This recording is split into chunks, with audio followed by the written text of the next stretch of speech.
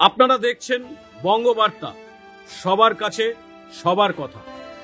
রাজ্যে গরিব কৃষক ও প্রান্তিক মানুষদের বিকল্প কর্মসংস্থানের সুযোগ করে দিতে বিভিন্ন উন্নয়নমুখী প্রকল্প নিয়ে এ রাজ্যেও কাজ শুরু করতে চলেছে farmer council of Bharat. Kolkata press ক্লাবে কাউন্সিলের আনুষ্ঠানিক ঘোষণা হলো আজ। ফার্মার কাউন্সিলের সর্বভারতীয় সহসভাপতি অমিত সিং বলেন, রাজস্থানে ইতিমধ্যেই তাদের এই উদ্যোগ বিশেষ কার্যকর হয়েছে।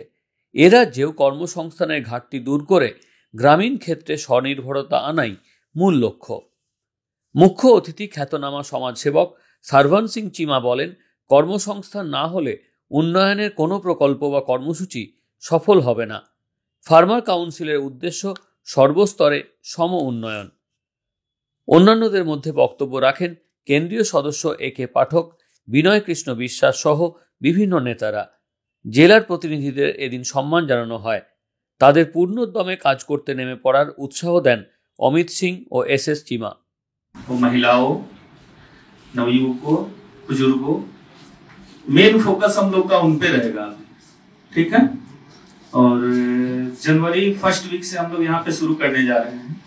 पहले तो समझिए किसानों के लिए पशुपालन जो भी है, हम लोग पशु की जो वो जो यहाँ पे क्या बोलते हैं, गन्ना ही बोलते हैं ना उसको, गन्ना करना, तो उसकी गन्ना से शुरुआत करेंगे, देन फिर हम लोग आगे की काम शुरू करेंगे। और सबसे बड़ा चीज हम लोग यही रहेगा, समय नहीं बर्बाद करके। मेरा कहने का मतलब ये है कि আমরা সবাই মিলেমিশে আগে বাড়বো, আমরা সবাই মিলেমিশে করব। নিজেদের মধ্যে কোনো মেলতে রাখবেন না, কারণ কি আমি অপরকে যদি সহযোগিতা করি তাহলে ও আমাকে সহযোগিতা করবে, ঠিক আছে।